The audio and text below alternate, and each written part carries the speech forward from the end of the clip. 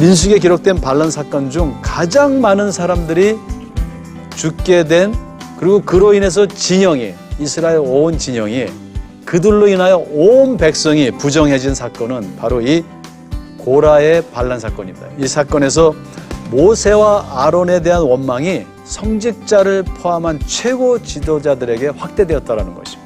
두 번째는요, 이 사건이 지금 어디서 일어나고 있냐면요, 성막을 중심으로, 성막 안에서 지금 일어나고 있어요. 그 내부적인 그 이유는 어디에 있냐면 사실 또 질투요, 권력 쟁탈에 있는 것을 우리가 알 수 있어요.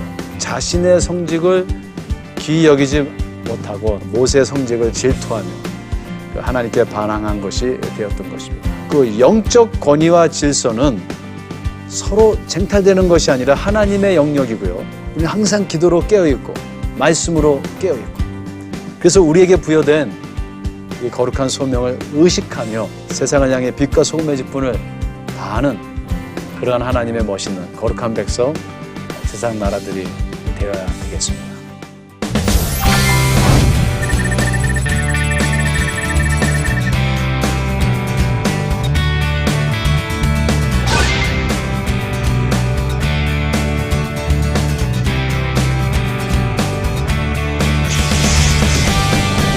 예, 안녕하세요.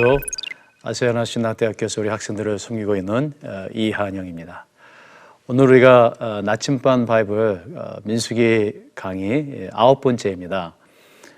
우리는 지난 8주 동안 8번에 걸친 민수기 공부를 통해서 광야로의 진군에 있어 하나님께서 우리에게 요구하시는 것이 무엇인가, 가장 핵심적인 것이 무엇인가, 우리가 무엇을 준비해야 하는가에 대해서, 그것은 제의적인 그리고 윤리적인 정결임을 재차 확인했습니다.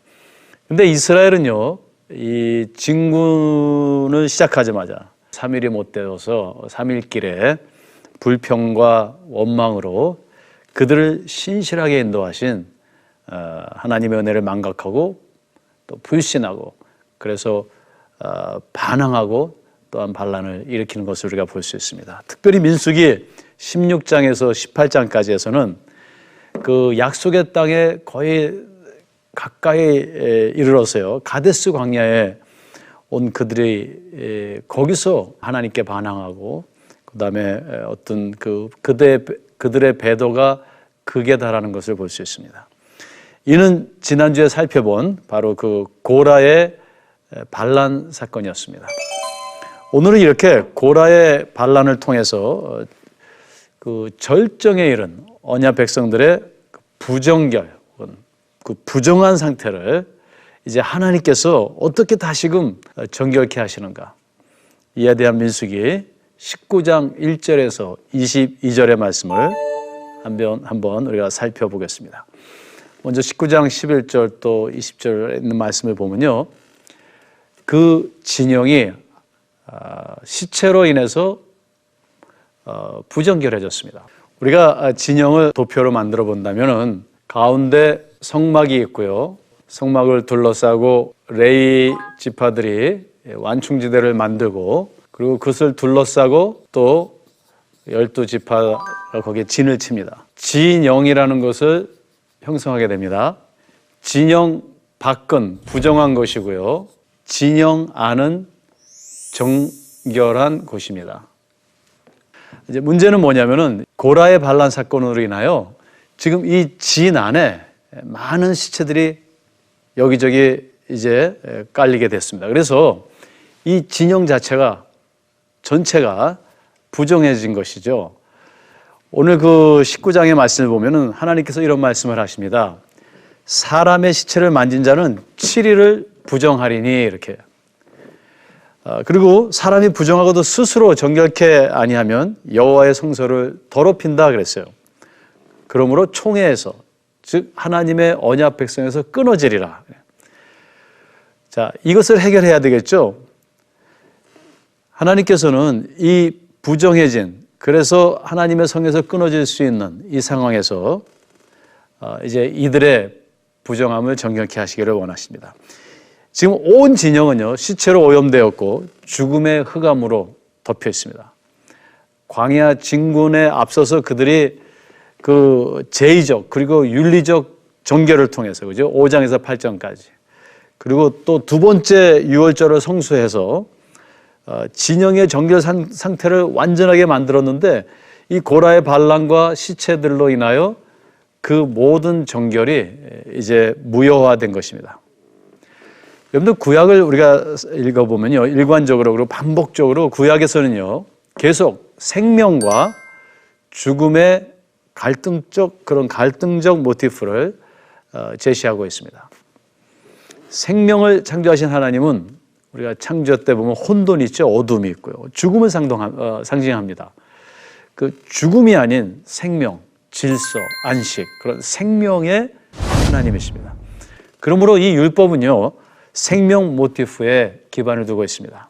따라서 우리가 정결 제의법을 구약에서 잘 살펴보면은 이 제의적으로 상징적으로 죽은 것을 암시하는 것들을 부정으로 여깁니다. 부정. 예를 들자면요, 죽은 것을 먹는 짐승,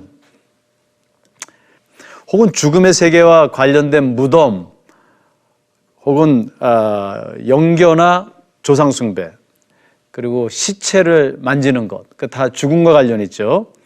그렇게 죽음을 연상케 하는 것들.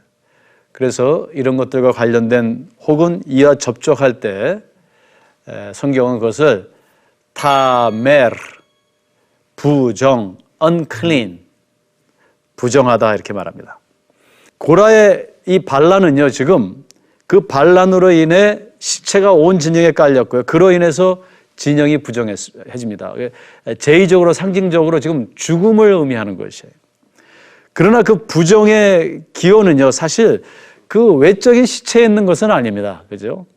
그들의 외적인 불평과 원망과 반란과 배도의 기원은 사실은 내적인 그들의 탐욕과 그리고 질투에 있습니다. 사실 안에 있는 게 훨씬 더 무서워요. 하나님을 믿고 그리고 그의 인도하심을 따라 광야와 같은 세상을 진군한다면은 사실 우리는 우리의 뜻을 굽히지 않고 우리의 탐욕을 관철시키고자, 그리고 그것이 안 될 때는 막 좌절하고 질투하고 원망하고 서로를 죽이는, 어떻게 보면 우리는 이 광야를 가면서 시체가 되지는 않았지만 영적 시체들이 될 수도 있습니다. 그렇게 부정해진 우리의 마음에 거룩한 성령께서 거하실 수 없죠.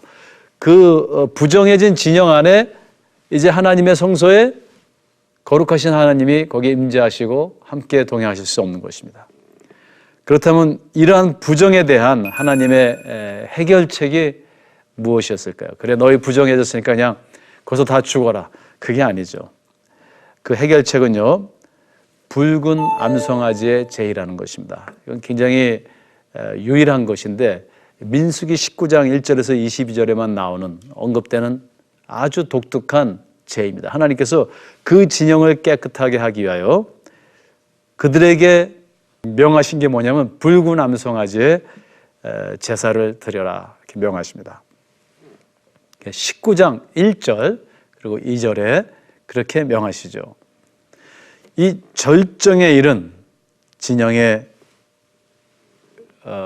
부정, 거기에 이제 이 붉은 암송아지의 제의를 제시하셨는데, 첫째요, 여러 가지 아주 독특한 것들이 있습니다. 구약에서는요, 암송아지를 가리키는 데 있어 사용되는 히브리어는 엑라라는 단어를 사용합니다. 그러니까 엑라 그러면 암송아지예요.